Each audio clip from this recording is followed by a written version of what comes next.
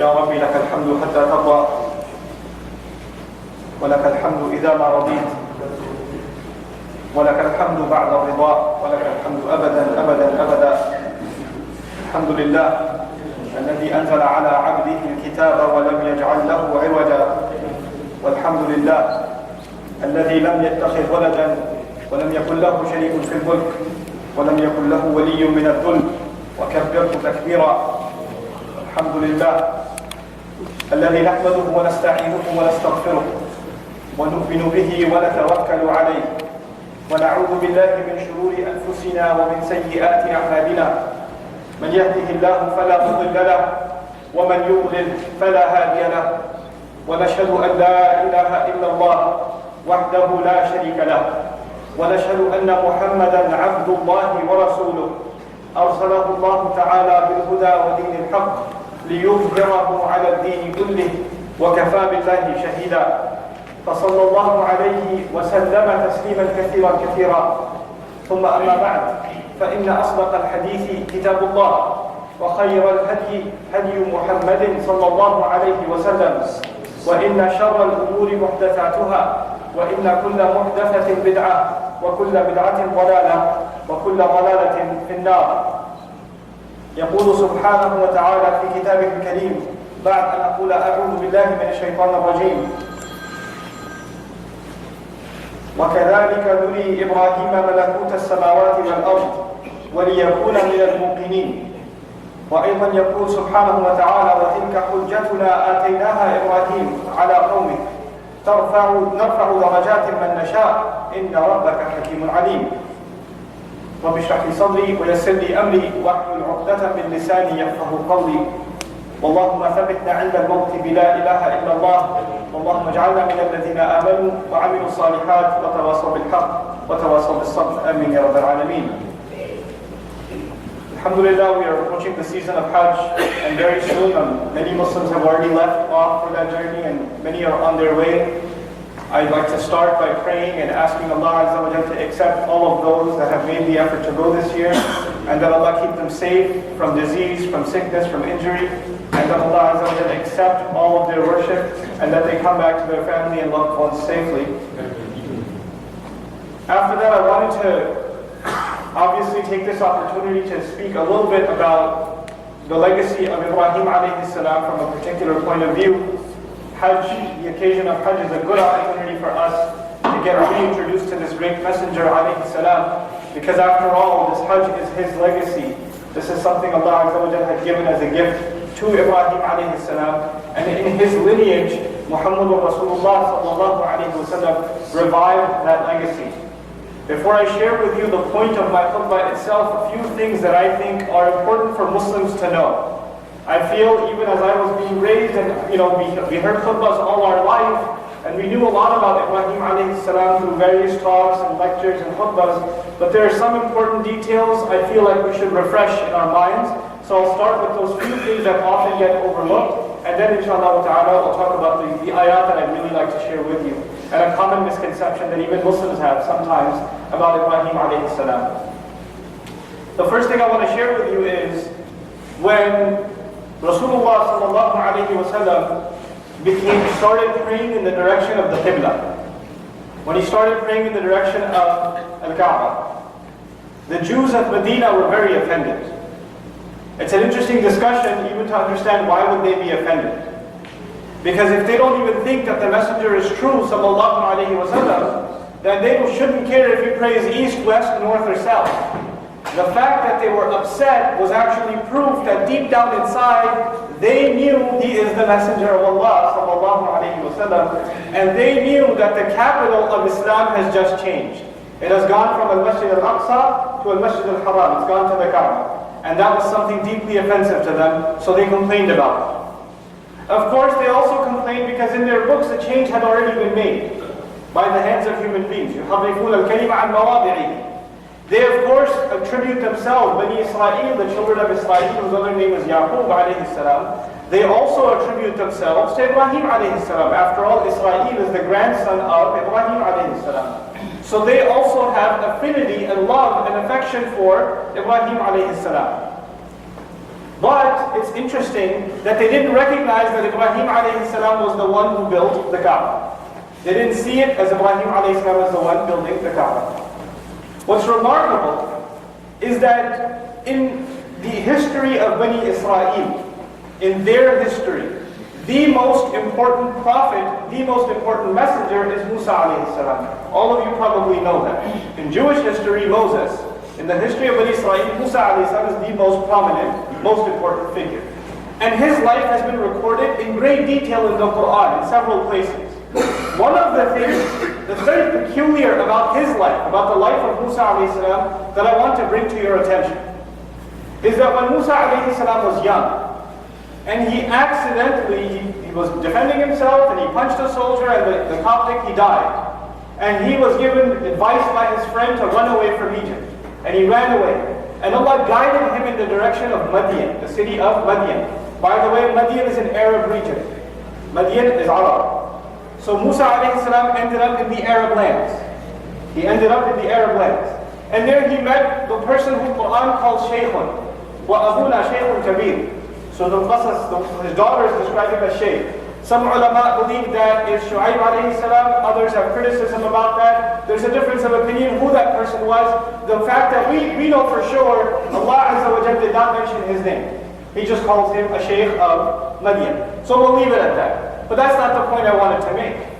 You all know, if you don't know now, you'll know that eventually there was a negotiation between this old man and Musa alayhi salam. And he agreed to marry one of his daughters to Musa alayhi salam. And you know how we have dowry, we have mahar? The agreement was, I'll get you married to one of my daughters, but you have to work for me for 8 years, and if you like, you can extend it to 10 years. Okay? And تَأْجُرَنِي ثَمَانِيَ حِجَجٍ. You know, and وَإِنَّ أَتْمَمْتَ عَشْرًا فَمِنْ عِنْدِكَ. If you could finish 10, it's from up to you. This was not actually to make it hard for Musa alayhi salam, because he already knew Musa alayhi salam is homeless. He's ran away from home. Musa alayhi salam has already told him the whole story of what happened to him, so he doesn't know he has nowhere to go. And he sees that he's an honest man, honest enough that he's willing to give his daughter in marriage to him. But also realizes this guy doesn't have a job right now. He has nowhere to go. So I'm just going to support him, and I'm going to say, look, my mahar will be, you work for me 8 years. Stay here 8 years. So actually it seems like he was putting hard conditions on him, but he was actually helping Musa alayhi salam out. He was getting him married and providing him a place to be and a stable income. All of that was being taken care of by Musa alayhi salam, by the father-in-law of Musa alayhi salam. But it's remarkable that in the Quran, now I don't want you to speak because this is khutbah, it was 8 to 10 years, yes? 8 to 10 years. The Arabic word for year is sana. The other word for year is am. He uses neither of those. He says to Musa alayhi salam, ثَمَانِيَ حِجَجٍ. ثَمَانِيَ حِجَجٍ. There was a third word for year. The third word for year. It actually comes from the singular hijjah. Hijjah. And hijjah is actually 1 year according to the Arabs. Because the big Hajj happens how many times? Once a year. So they actually mark a year by every Hajj.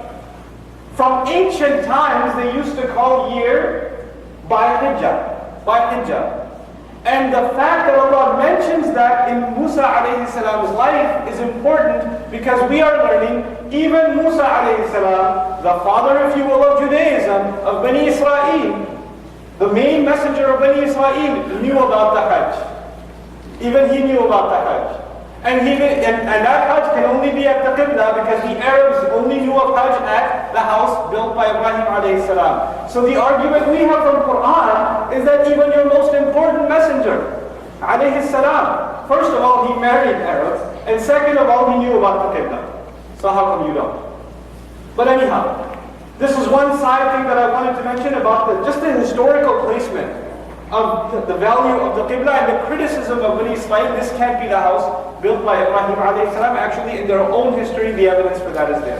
But that's not the discussion I wanted to have with you mainly in this khutbah today.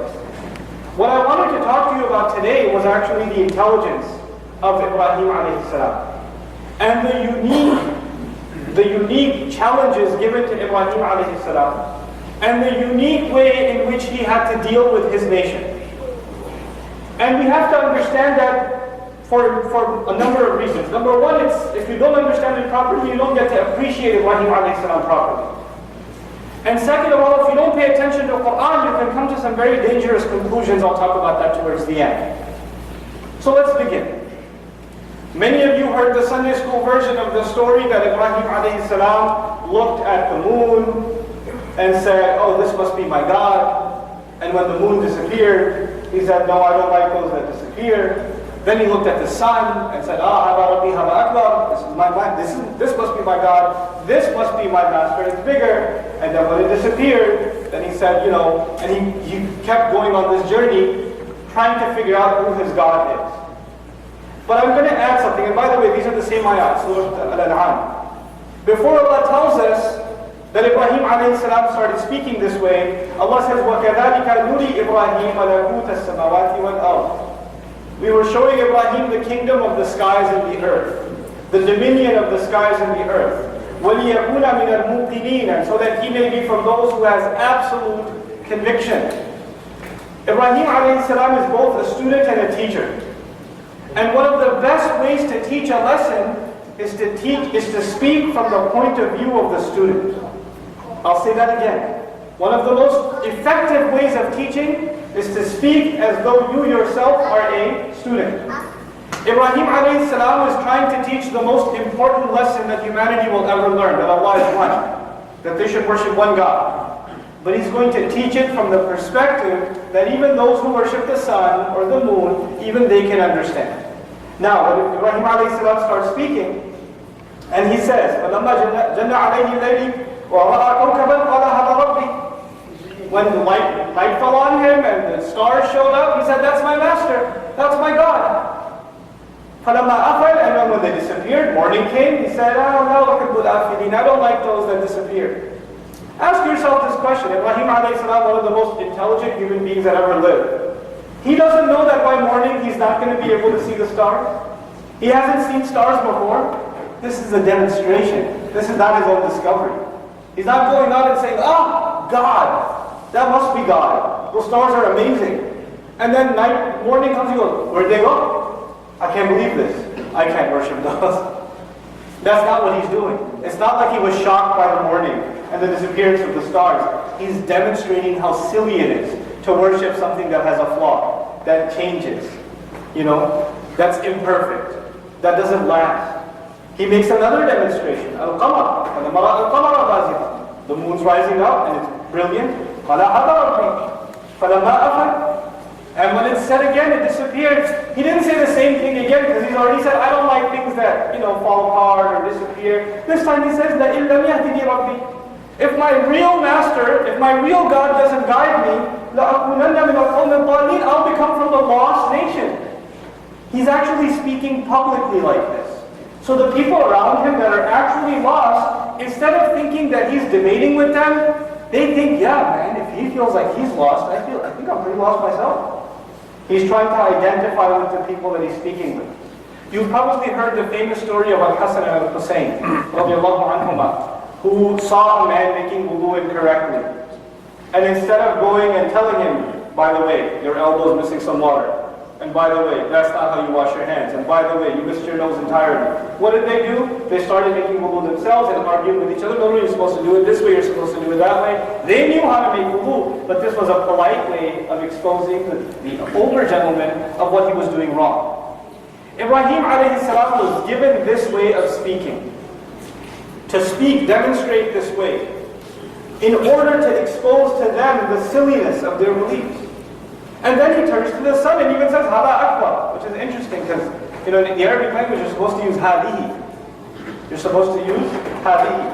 And even if you point at the sun and the moon like this, there's a famous, interesting incident in the life of the Prophet ﷺ, that a woman that was deaf, and she couldn't speak, she was mute, and she came to believe. And the way she expressed her faith was she just pointed up. So he doesn't say, Al-Qamaru Rabbi. He doesn't say, the moon is my master. He doesn't say, Ash-Shamsu Rabbi. The sun is my master. He doesn't say, Al-Kawkabu Rabbi. He doesn't say that. He says, Hada Rabbi. Hada, this is my master. He just points up and says this. Now people might be thinking he's pointing at the sun. But when you're pointing up, could it also be a reference to Allah Azza wa Jal? Absolutely. And incidentally, if you're pointing at the sun in Arabic, you don't say hada, you say hadihi. Hadihi.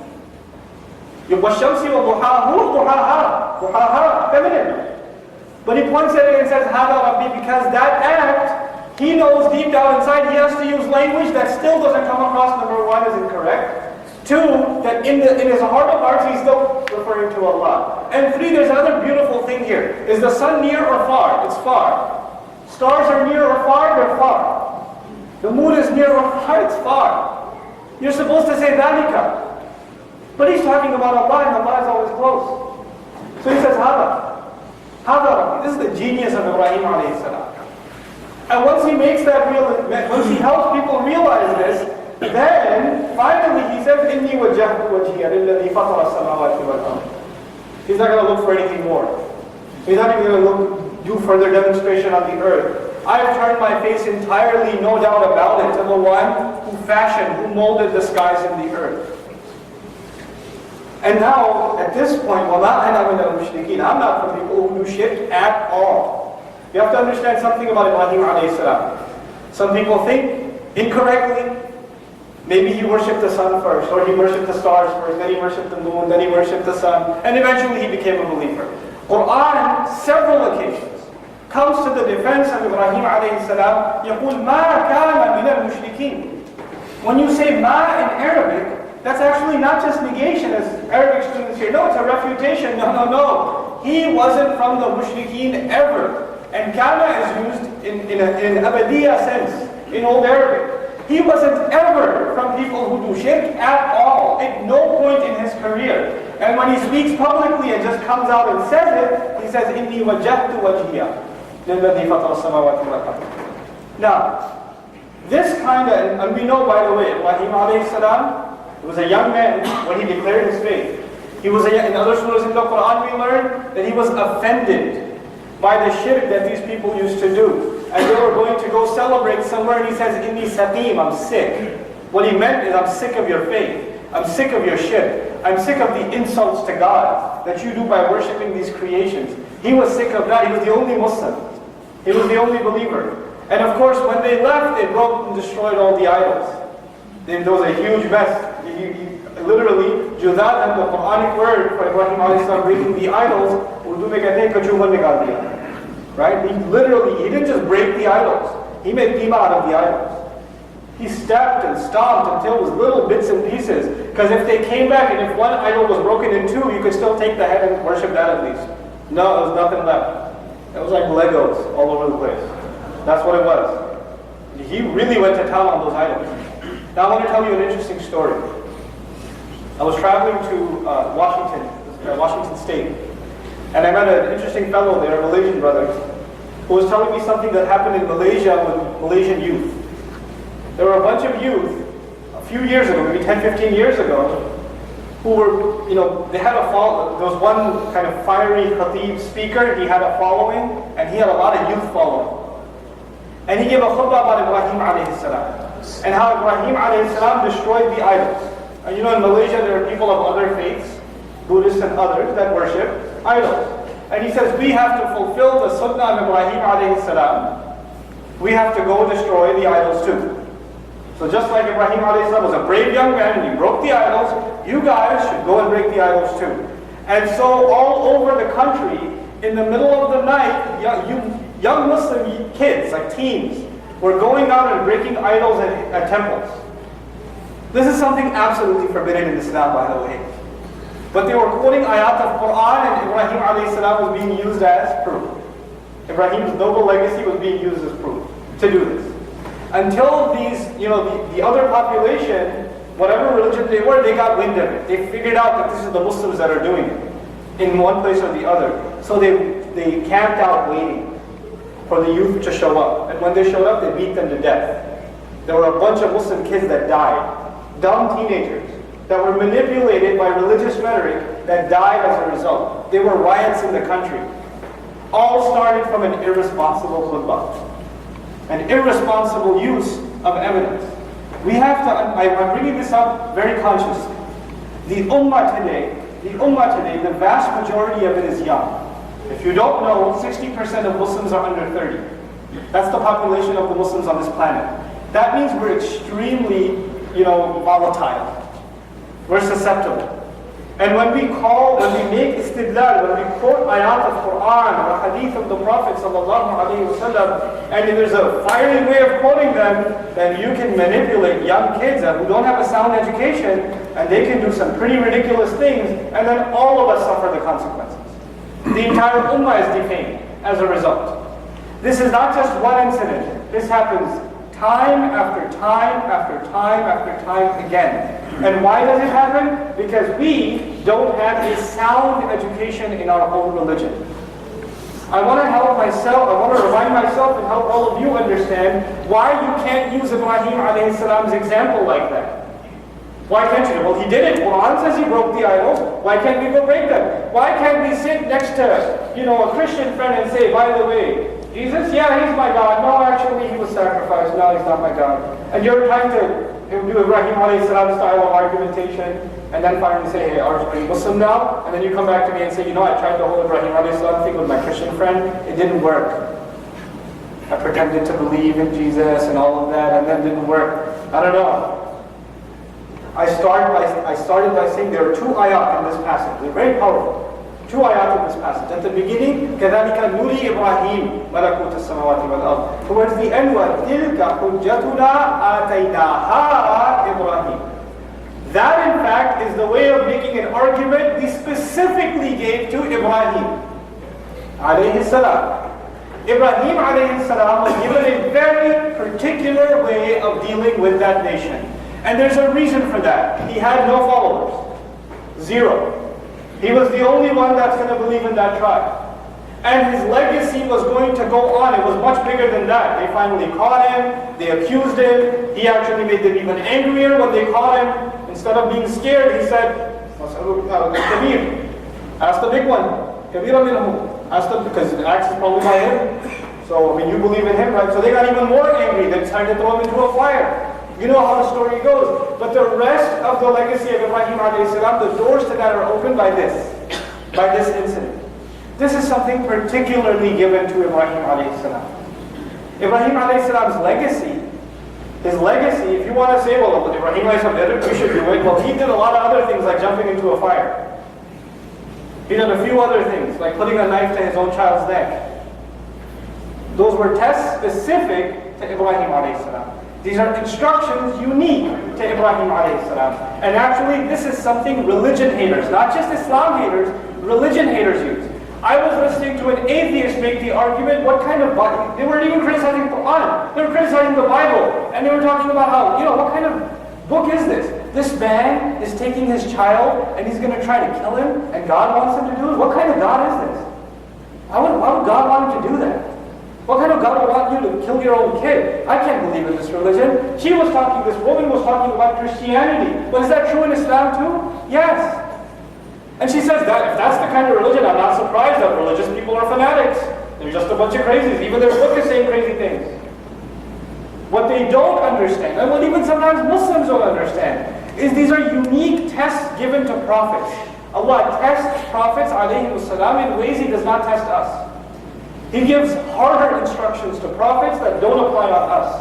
And that's a gift of Allah on us, that they go through hardships, they go through incredible challenges, and then Allah says, remember them. When you remember their challenges, and you compare your challenges to theirs, you'll be like, I don't have any problems. I've got it easy. Because when you think about Ibrahim alayhi salam, you stop complaining. I'm reminding myself and others. When we go to Hajj, and the Ihram comes on, and you can't tell who's a millionaire, and you can't tell who's a janitor. You can't tell who comes from a third world country, and you can't tell who comes from the first world country. Once you leave the camp and you're in Tawaf, or you're walking, or you're in Jamarat, there's no difference left. I have a friend who's actually a millionaire. He got lost. He decided to walk instead of taking the bus, because you know about the traffic, right? He got lost. He's a millionaire, makes maybe 10 million a year. And he, there was some trucker, and he just pulled over and asked him, hey, can you give me some directions? The guy gave him $5 He doesn't know, he thinks he's begging. There is no class once you go there. There is no class. There is no distinction between us.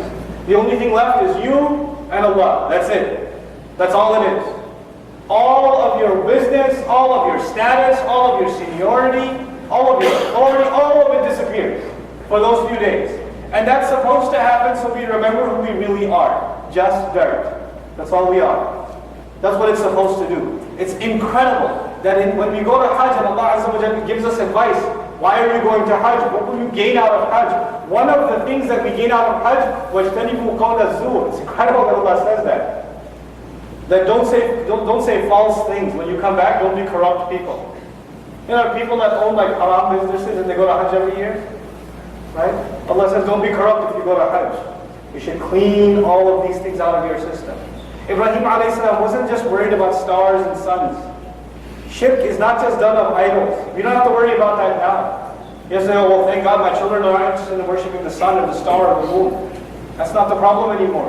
The real challenge now, the real idols of our time that have to be smashed, like Ibrahim alayhi salam smashed idols, the real idols of our time are our own egos. It's our pride. They're new idols now. They're not like the idols of the past. It's our own addictions that have become an idol. أَرَأَيْتَ مَنِ اتَّخَذَ إِلَهَهُ هَوَاهُ. Have you seen somebody who worships their desires? You can't even help it. You're addicted to whatever it is on the internet. You're addicted to certain really bad things and you know they're bad. And you see, I can't even help myself. You submit yourself to those things. That's what Hajj is supposed to clean out of your system. And this season, even if you're not going to Hajj, you're supposed to have that mentality even before you go. It's incredible. The summary of the entire Hajj I mentioned in my previous khutbah was إِذْ جَاءَ رَبَّهُ بِقَلْبٍ سَلِيمٍ. Ibrahim came to his master with a sound heart, a healthy heart. Allah didn't say he came to him and then his heart was clean. We're supposed to go to Hajj with a clean heart. Not go there and then we'll clean our heart. You're supposed to go clean, with clean intentions. And you know what Americans are notorious for at Hajj? Complaining the most. We have the most amenities. We are the closest to Jamarat. We have the most air-conditioned camps. We have trays of food being like walked through security guards to get our camps the food. And there are people who haven't eaten a proper meal for 2-3 days, just staring at the food going to the camp. And we are the people who complain the most. SubhanAllah. That's what Hajj is supposed to be. This is the legacy of the one who was more grateful than anybody else. Shakiran li an'umihi. We're supposed to remember the legacy of this man alayhi salam for many reasons.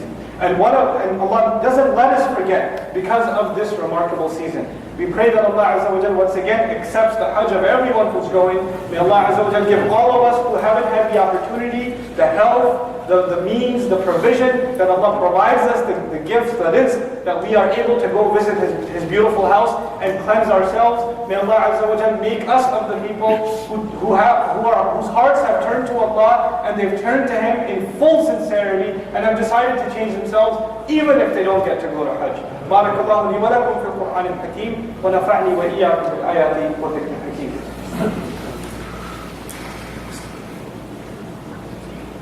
الحمد لله وكفى والصلاة والسلام على عباده الذين اصطفى خصوصا على أفضلهم وخاتم النبيين محمد الأمين وعلى آله وصحبه أجمعين.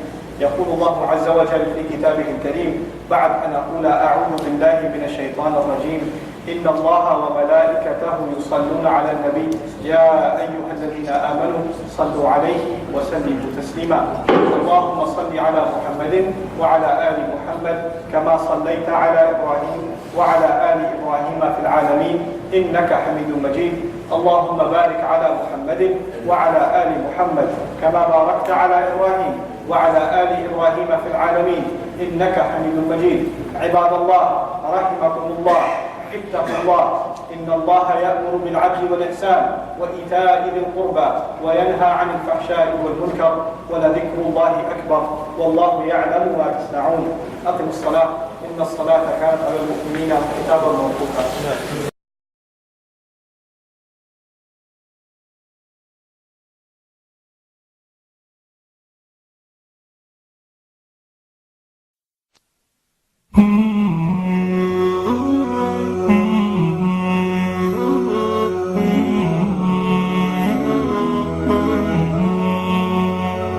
Mm-hmm.